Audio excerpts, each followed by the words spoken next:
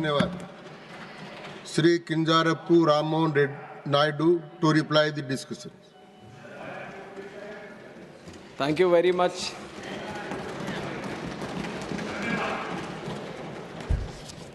Thank you very much, sir, for giving me the opportunity.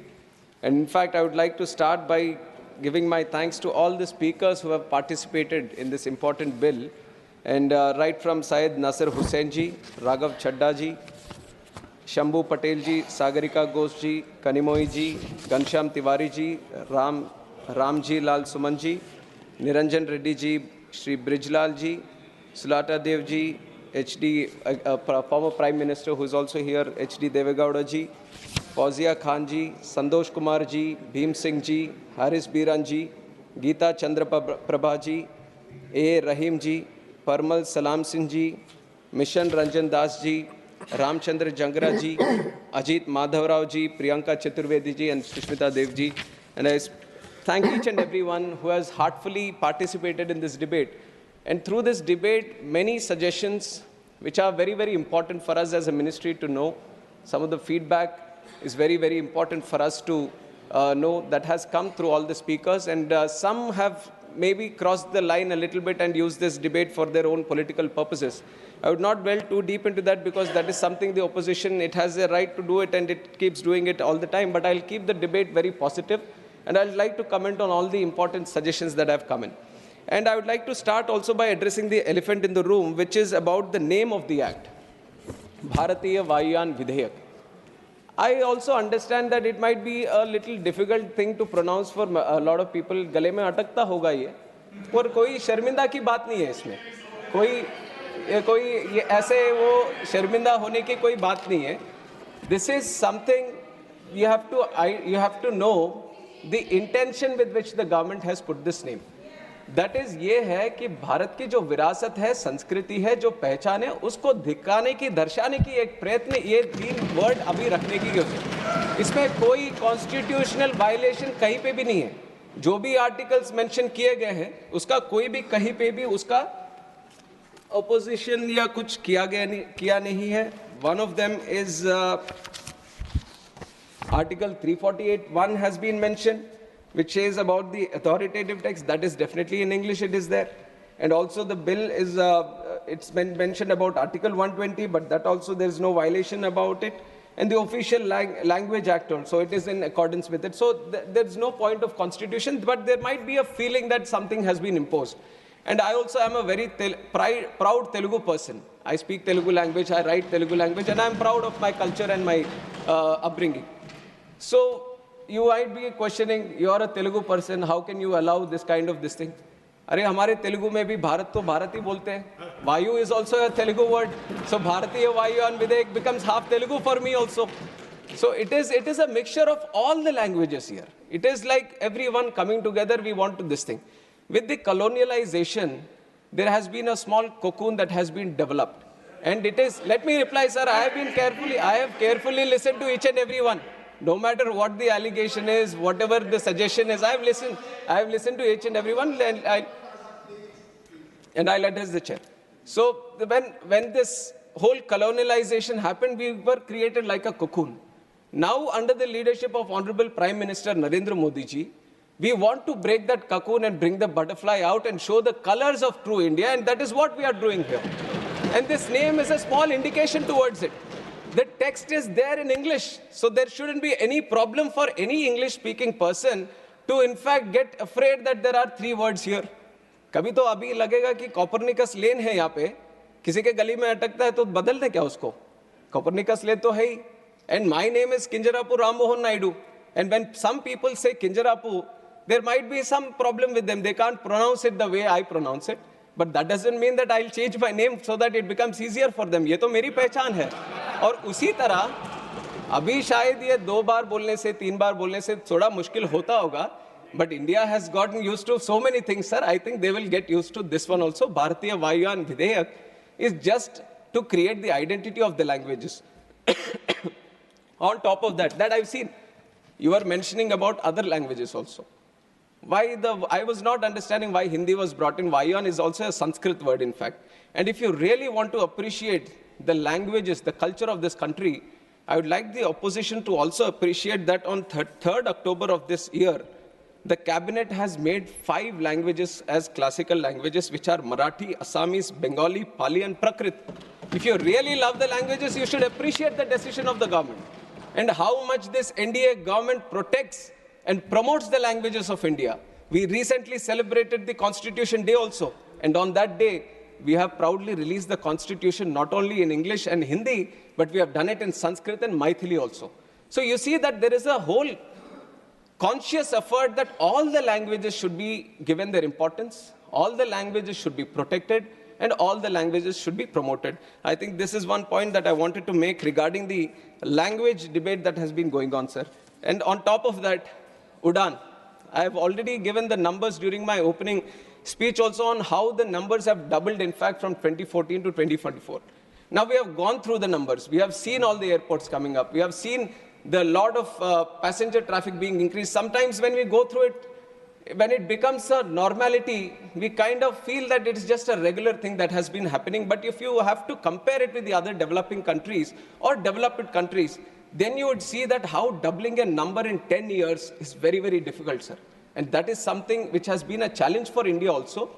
And that challenge has been successfully addressed, and we have doubled the number of airports, doubled the number of passenger traffic that we have, and doubled the number of aircraft fleet.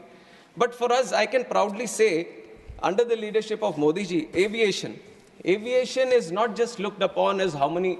I also agree to a certain point that it's not about just the numbers. Numbers I'm giving to show you a picture on how much progress we have made. But if you look at the true sense on why we want to promote aviation, why we want to make it one of the best sectors in the country, in the whole world, because when we talk about aviation, we talk about tourism. When we talk about aviation, we talk about economic activity. When we talk about aviation, we talk about real estate growth. We talk about job creation. When we talk about aviation, we talk about industry. When we talk about aviation, we talk about commerce, we talk about trade. And we talk about aviation, we talk about culture. And when we talk about aviation, we talk about agriculture also. And that is why aviation is a very important nodal sector that needs to be given that push. And with this idea, I'll get some water, sir. Please. And it is with this idea that the whole aviation sector has been thoroughly, deeply understood on what the true potential India can have. And we have seen that there are multiple gaps also. Now 90,000 crores capex has been put into the infrastructure to create the infrastructure in airport infrastructure. But creating infrastructure, that itself is one challenge. And when I took the charge as a minister for this aviation, sir, I have promised the people of this country that, thank you. Thank you. She has always been so caring, sir. Like a mother, always. Thank you, ma'am. So, when we look deep, it is not about just creating the infrastructure, but it is about connecting them also. Now, you can spend a lot of money, you can create the infrastructure, you can create more airports, but the ultimate challenge, thank you. The ultimate challenge is how do you connect? And that is where, bringing in all the aspects of the government, we created the UDAN scheme, which is Uday Desh Ka Aam Nagrik. Through the UDAN scheme, the challenge of these airlines, because it is a market-driven industry, where they feel there might be a non-viability in running a route, the government has taken the responsibility a little bit on himself, and it has said that why don't we provide the viability gap funding? It was the first time that it has been done at such a large scale. And through the UDAN scheme, now we have started 609 routes in the country in just 8 years span of time. Nowhere in the world you would have seen such a scheme, which has been run by the government itself, so that the non-viable routes, the airlines can come and start the routes and facilitating the routes.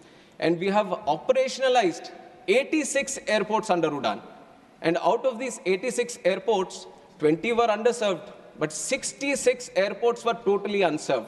What I mean by unserved is that not a single flight was going to these airports. But that was a challenge the government has taken up. Now we have constructed the airports, but we have to start the airline connectivity also. And through the UDAN scheme, we have given the viability gap funding, and we were able to run all these airports. We were giving them those connections, which was very, very required for the people of that state or of that region or of the airport. And we have operationalized 86. And we can proudly say that Udan has been a real success story of the Indian aviation, which are showcasing to the whole world under the leadership of Narendra Modi ji.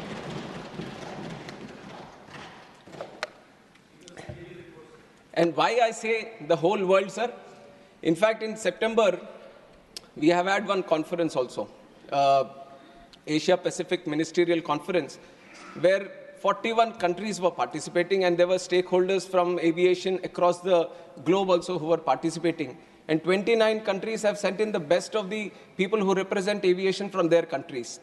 And I have heard all of them speak in that conference, and they have proudly said, the real thing that we can pick up from India today is how it has improved the domestic connectivity within the country, and how it has launched the RCS Udan scheme so that it could facilitate the regional aviation in a very big way. Because for them, most of the countries, sir, for them, the aviation becomes more of an international affair. How do you connect your country better to another country? But a lot of them couldn't crack the challenge of internal connectivity. But now with this Udan scheme, we are showcasing it to the world that a little push, a little commitment from the government, you can create wonders, and that is what we have done through the Udan scheme. And now through the Udan scheme, we have kind of addressed the accessibility. Now the other thing that I mentioned after taking charge as a minister was that I want to bring in affordability also. And I understand all the concerns that each and every member has raised regarding the airfares. I am also a citizen of this country, and I was also a member, and before member, I was also a passenger. So I know one of the challenges that the people of this country face when they're traveling, and I understand the true spirit in which people would have spoken about the airfares also. But you have to understand that airfares regulation is, this debate has been there for quite some time, sir, and internationally also the process that they follow is they keep the aviation air ticket mechanism as a very deregulated sector, because that is how the whole sector moves forward. That is how there is a win-win situation for everyone. The market plays its game, and everyone gets facilitated in the process, and this is an international procedure. Nowhere in the world, any country has been regulating the air prices and seeing a progress in aviation. Everyone has a very deregulated sector only. And in fact, in our country also, at one point of time, there was a regulation on the airfares through the Air Corporations Act. Now, when was this Air Corporations Act taken out? It was in the year 1994 that the then government, that the then leaders thought, if the aviation needs a real push, then we have to deregulate, and that is when the deregulation happened. In 1994, the Air Corporations Act was taken away, in which it was mentioned that air caps need to be capped. So after that, it has been a free market. It has been a market with a dynamic airfare mechanism happening. And now, if you see, I have another report also, because many reports have mentioned, and we have done. I have also been thoroughly studying on the airfare mechanism. And we within the ministry, I would like to tell the whole house and the people of this country that from the ministry, we also monitor the prices. We have a tariff monitoring unit under our DGCA, which thoroughly looks after each and every fare that is happening in the country. And there is a liability on the airlines also. Before they decide on a price for a certain route or for a certain sector, they have to send it to us in the DGCA. Now, there was a circular before in 2010, when this price mechanism had to be sent to the ministry, and they were given a 1 month time period. That if for the next month, what are you going to charge? On the first day of this month, you have to tell the ministry itself that how much you are going to charge for, okay, so many seats in this bucket, so many seats in this bucket. It is a mechanism that they follow. But in that very circular, which was released in 2010, there was also a condition saying that within 24 hours, you can change the prices again. That seemed to be a little bit favoring to the airlines, or favoring to dynamically change at a much faster pace. Now, we in this government, we are committed to bring the affordability factor. Now we wanted to see how best we can do. So we are removing that clause. We are just keeping it for 1 month. So whatever fare is there, within 1 month, they have to address it to us. And we feel this kind of mechanism is going to address a little bit about the irregularities that we see in the airfares. Now, airfares, many of the members have spoken. And also one other thing I have to mention is that when the airfares, the biggest chunk of the airfare goes to the fuel price. And for the fuel price, I don't know how many people know or not, but these are the fuel prices, the taxes on that. The VAT on the fuel price is being decided by the states itself. And we, from the ministry, proactively trying to address this price issue we have constantly written to all the states, and some states have obliged, some states realize that even if we reduce the VAT, some have done it to the 1% also, and they've kept it below 4%. And when they have done this, it is ultimately going to, even if they lose a little bit of revenue from this taxing, they're ultimately going to promote the aviation, so it is going to be a win-win situation, and a lot of people done. But West Bengal, Delhi, these are states, Tamil Nadu, these are states which carry very high VAT percentage. So people from these states who would have raised about this air prices issue, I would once again make a very proactive approach to all of you that you speak to the state governments there. And if you can get the VAT reduced in that, that is going to reduce the price, because 45% of the price of the ticket is because of the fuel prices. So if you cut down on the VAT there, then definitely it is going to bring down the prices furthermore. So that is one request that I would want to make to all the MPs who represent the states, and they could speak to the state governments. And like I've said, the tariff monitoring unit is there. One key observation that we have found about this 24 hours, we want to change, we want to move into that direction. And we are comparing all the air prices of last year, previous year, because we also want to find a trend. Now, air prices, because it is a market-oriented system, whenever you see a festival, or whenever you see some kind of huge event happening in a certain region, or whenever there seems to be a huge inflow and outflow of passengers because of some activity that is happening there, then definitely the market seems to push it, the demand increases, and suddenly because of the demand, the prices also try to creep up. So we have tried to observe, because in Lok Sabha, when I was presenting this bill, this issue has been flagged over there also. And in fact, our Honorable Speaker of the House, he has also mentioned and suggested that we should speak with the airlines and do it. And we have done that also in the month of August. We have sat down with the airlines. We have sensitized them about this problem, that this is not a government problem or anything, this is a people's problem. It has been raised in the House, and our Honorable Speaker has also mentioned about it. So according to that, we have met the airlines, we have sensitized them, and then after the season, the Diwali season has been done, we have observed that in the previous Diwali, 2023, 2 days prior to the Diwali season, and now 2 days prior to this, the major sectors between the metros and the major connectivity points where huge traffic flows, the prices have reduced from 2% to the tune of 42%. This is something just by proactively reacting to the suggestions that you have given and interacting with the airlines and sensitizing that, we'll be thoroughly monitoring the air prices. And if there is anything, because we all have the rules right now, that if anything happens out of the rules, then we can penalize them also. So we are making the tariff monitoring unit system more and more robust, so that they can't act according to their whims and fancies, and they feel like they're in a closed room and they can do whatever they want. We are keeping a watchful eye on them, and we are moving one step at a time. And we want to ensure that जो हवाई चप्पल से हवाई जहाज का सफर जो है वो अभी तक आधा तो सच हो गया है, और पूरी तरह से इसमें और लोगों को शामिल करने का जो ये है वो आगे करते रहेंगे, और ये हमारे वादा है सरकार की तरफ से. And on top of this, airfares, there was also an issue of bomb threats also. And if you look at the bomb threats, it was during a specific period. There were multiple instances before also. Once in a while, these were happening. But from 10th October to 24th November, there was sudden surge and so many threats happening on the social media, especially on Twitter, and some were through calls and all. So first thing I want to tell the House is that for us as a ministry, safety and security is the topmost priority. Now the threat can be a hoax threat or it can be a fake threat. But for us, once a threat is received, we have to follow the protocol, because we can't put any life at risk just based on assumptions or based on what we think the threat could be. So in that time, we have increased the security, overall surveillance, overall security measures that we need to take. On one step we have improved.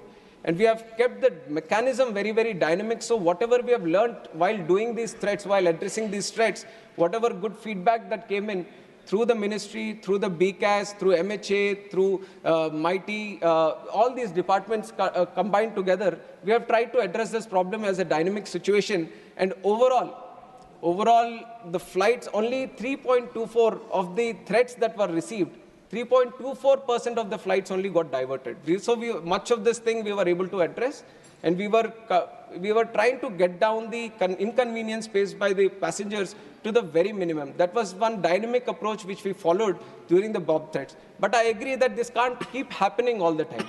Now, they can't keep taking advantage of this situation that we are going to check each and every plane whenever a threat is received, and they can't do all these hoax threats, because all the threats we received were hoax threats. We thoroughly followed the process, and nowhere we found that there was any real threat. But as we move forward, we understand that this couldn't follow, so we are making some legislative changes also on this. We have aircraft security rules, and through these aircraft security rules, what we are trying to bring in is a legislation change where whoever found guilty of doing this will be put under no-fly list. So this is one approach that we are taking, so at least it becomes a deterrent. Because 3 instances, we have found out that there have been 11 different IDs that have been used through social media, and the police, especially Mumbai police and Delhi police, they have made some attempts to catch some people also. And they have found out that one person who was going after this, he had some kind of personal grudge against the person who was flying on that flight. So for that reason, he puts in a threat on social media that there is a bomb on the plane. So with these kind of using it for very petty pranking styles, or just not understanding the whole seriousness about the air travel and the security that we follow, we don't want people to step into that direction of using the aviation sector as doing for these pranks. So to put a deterrent, we are changing the aircraft security rules and making the no-fly list for these people who do these kind of activities. And also there is another act. Now people have mentioned, why don't you put it in this act also? But under the civil aviation, we have another act, which is the Swastika Act, Safety Suppression of Unlawful Acts Against Safety of Civil Aviation. This is another act which specifically deals with these offenses and unlawful activities regarding the plane. And we found that that can be strengthened a little bit. So we are going into amend that law. We are bringing in slightly more stringent clause into that act itself, which will address the concern that has been raised today. So in very quick time, we would like to bring it to the House also, so that the amendment that is proposed in the Swastika Act can also get passed, and that is regarding the bomb threats we are facing. And on top of that, there are some other, in the very beginning, Digiyatra, privacy concerns, and it keeps coming under questions also, but I have to say that during, regarding the Digiyatra, almost 3 crore people have used it till now. They find it very, very convenient, because what takes through the CISF security, what takes like 20 to 25 seconds, with the usage of this Digiyatra, it becomes 5 seconds for them to cross gate to gate. And it has been put at multiple points. One is at the entry of the entry of the airport, then there is the security check-in and the boarding gate thing. So at these 3 points, we are using these Digiyatra systems. And first and foremost, Digiyatra is a totally voluntary system. It's not a mandatory that we are pushing it onto the people or the passengers.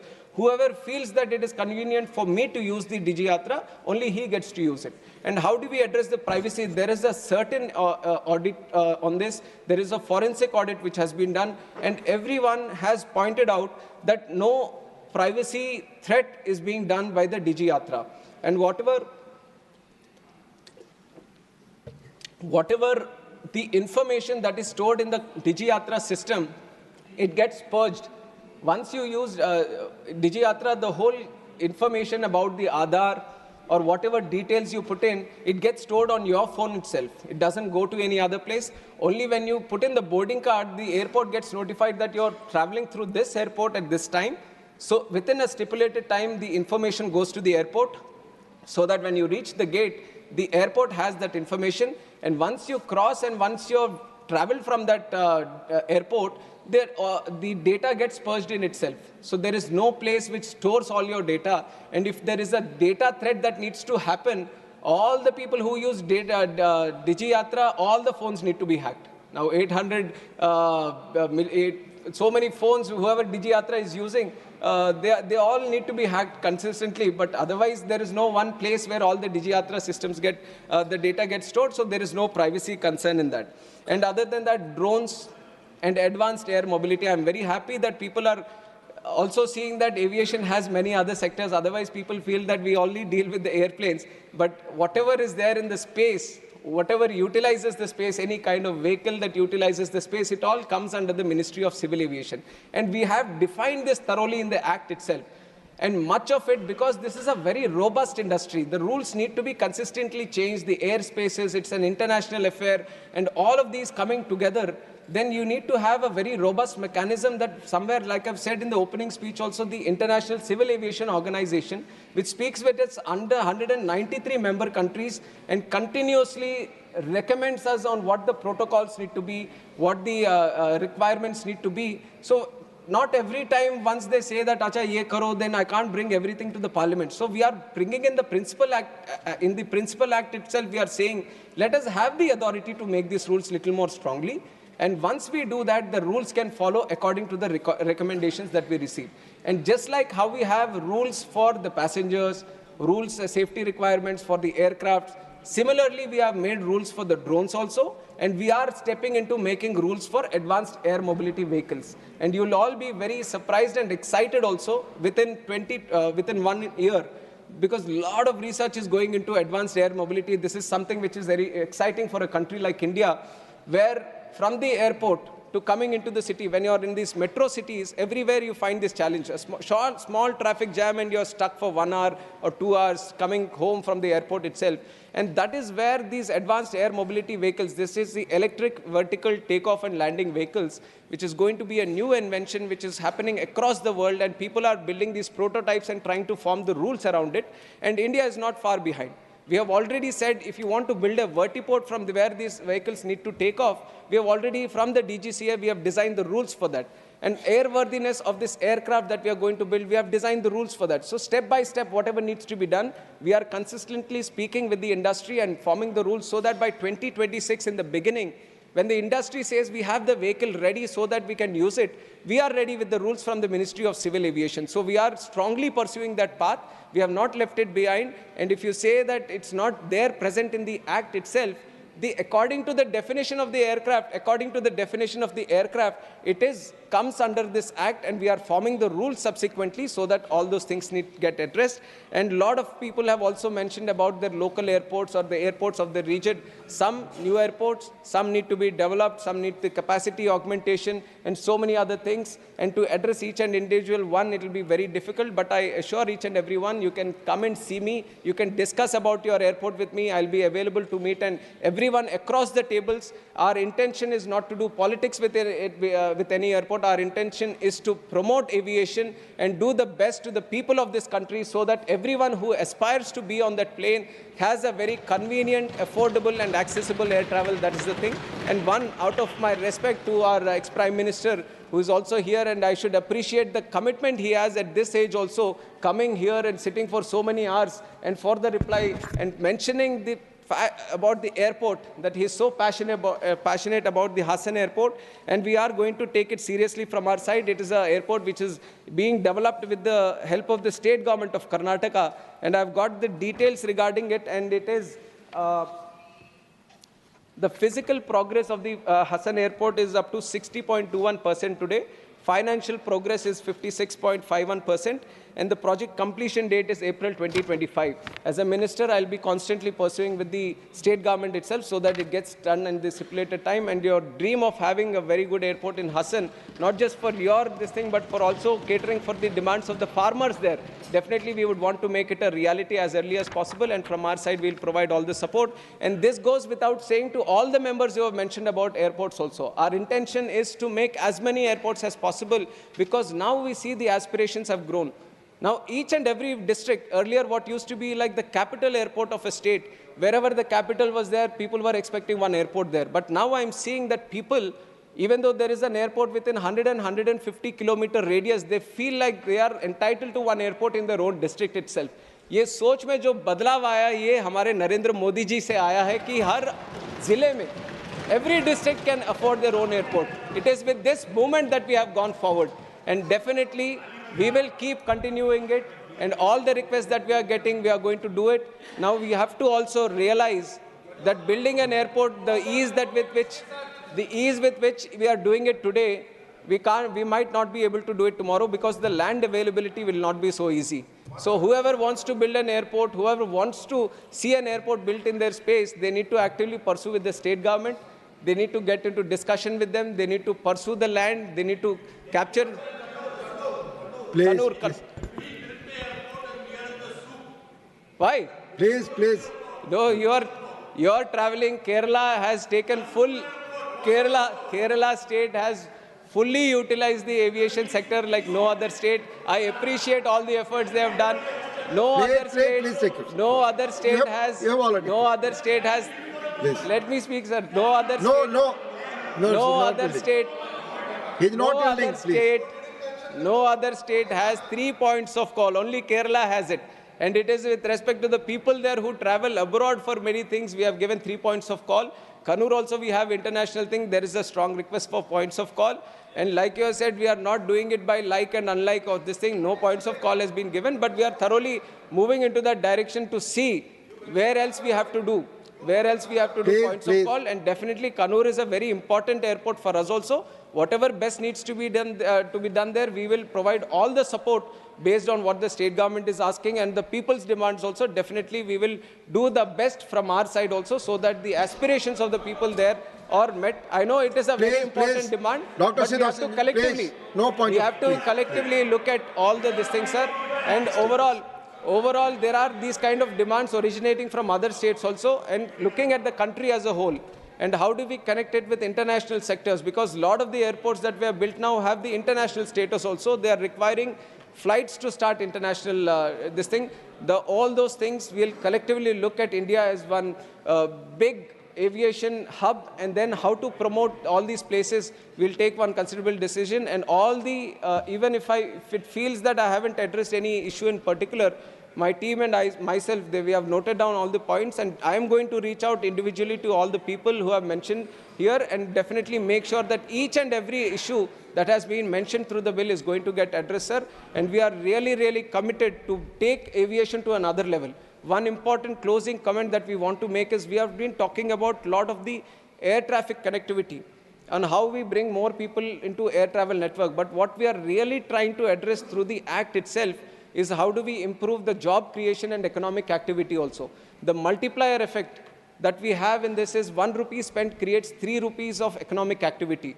One job that we create in aviation creates up to 6 to 15 times jobs in the direct and indirect sector in aviation. That is the potential we have. And how do we tap into it? We create India as a state of design. We create India as a state of maintenance, as a state of manufacture. Once we get these terms flowing, once you get that mindset flowing, we will become the country where we can produce our own aircraft, not only for the domestic demands of the country, but we promote it so that people, other countries also come to us and buy aircraft which are made in India. That is the real Atmanirbhar Bharat that we want to address. And by that, we want to create more jobs in this sector, sir. And that is where the core ideology of this bill lies. And I'm sure that each and everyone appreciates this kind of mindset. And I'd like to thank each and everyone for all the support they have given in this bill. And I'm sure once this bill becomes an act, it is going to let us really fly and touch the skies in the aviation that India wants to reach. Thank you very much, sir. Thank you. Now the question is